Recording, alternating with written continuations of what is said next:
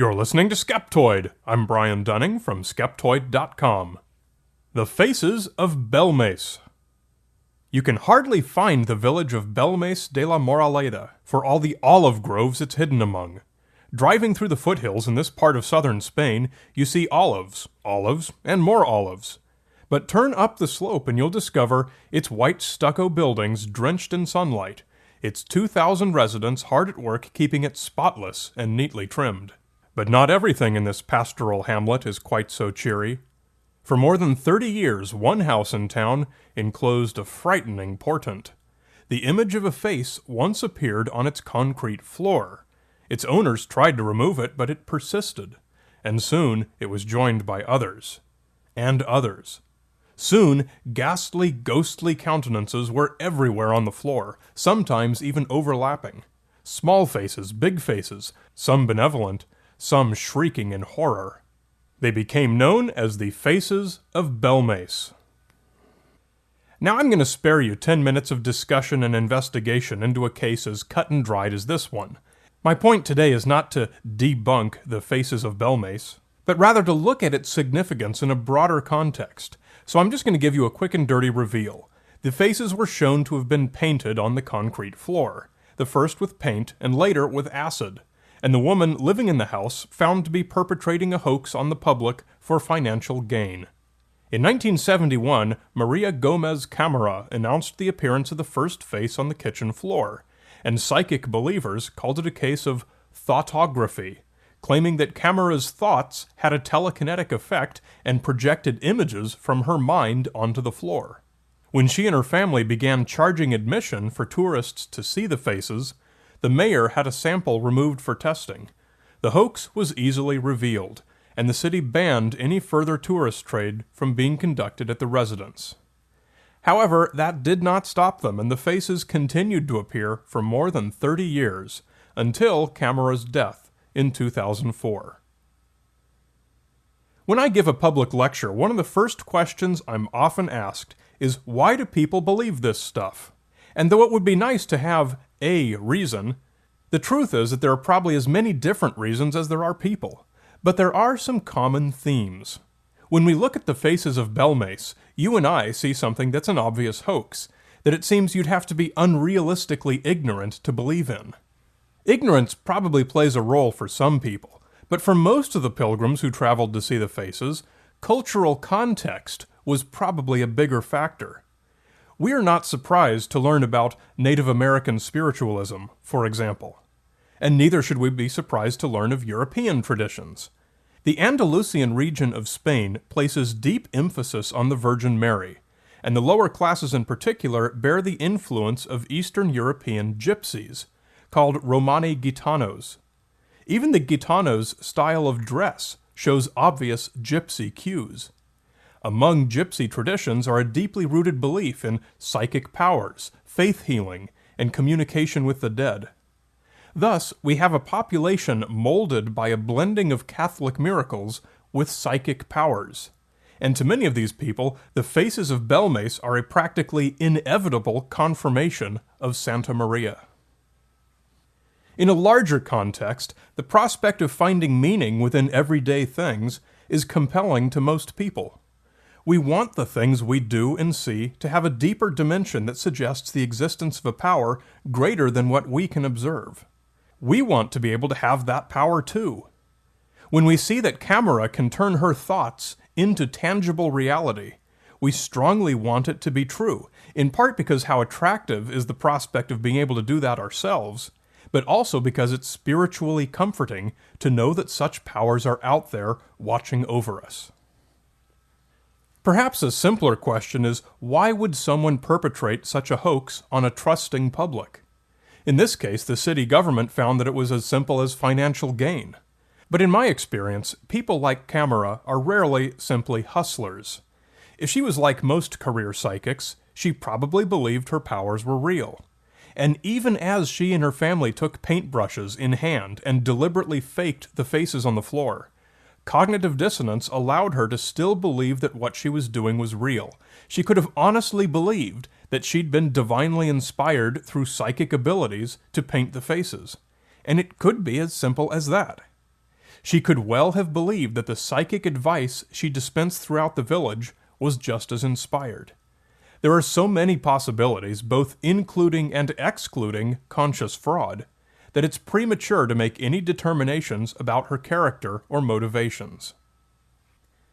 And so, even giving the benefit of the doubt, and assuming only the best of motivations for Camera and others like her, are any ethical implications nullified?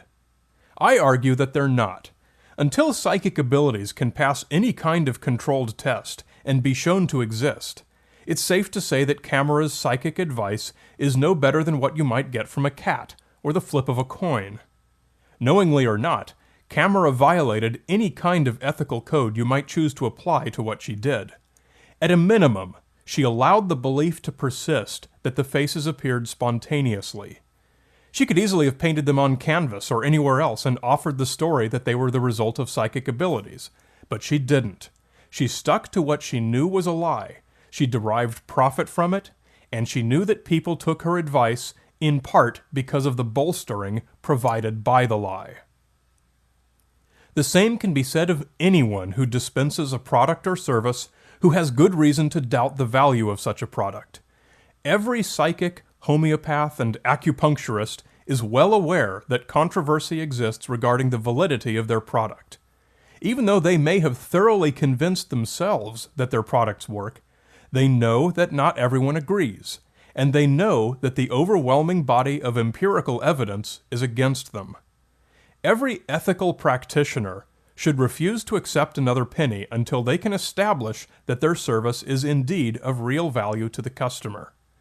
When doctors learn that a certain drug is found to be worthless, they should stop prescribing it, regardless of their personal feelings about it.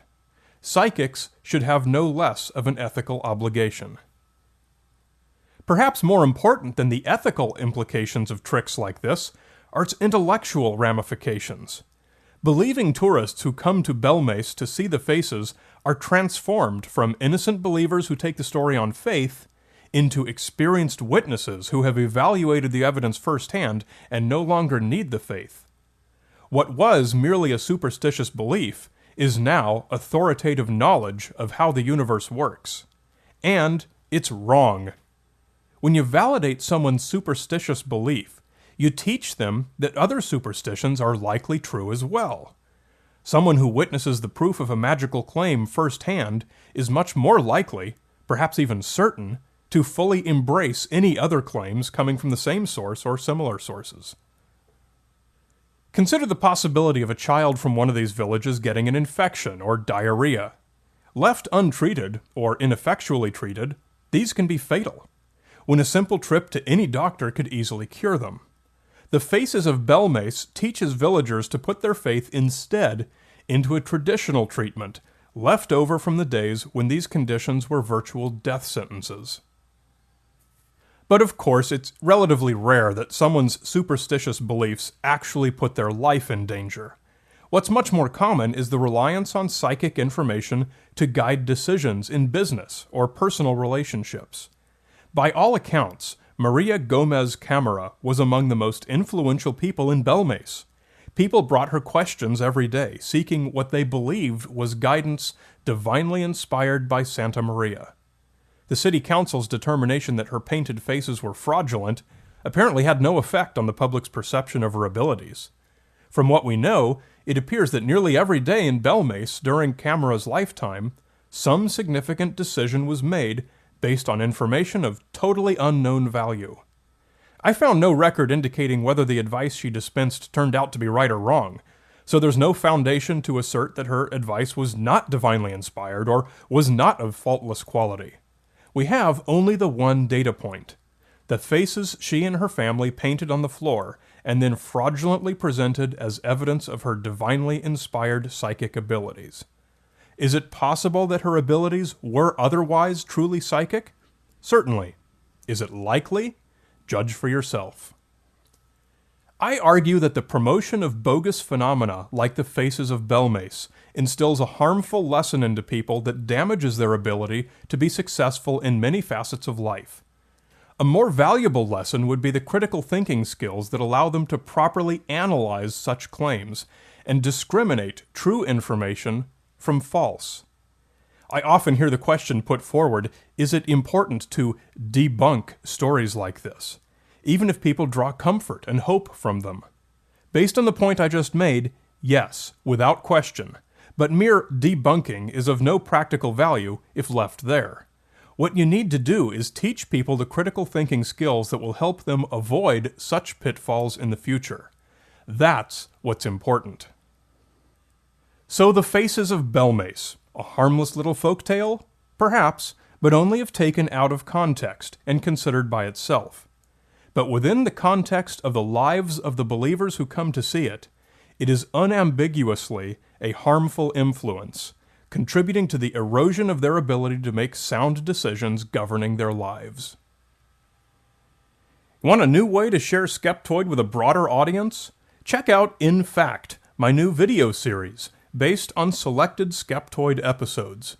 Come to infactvideo.com and check them out. You're listening to Skeptoid. I'm Brian Dunning from Skeptoid.com.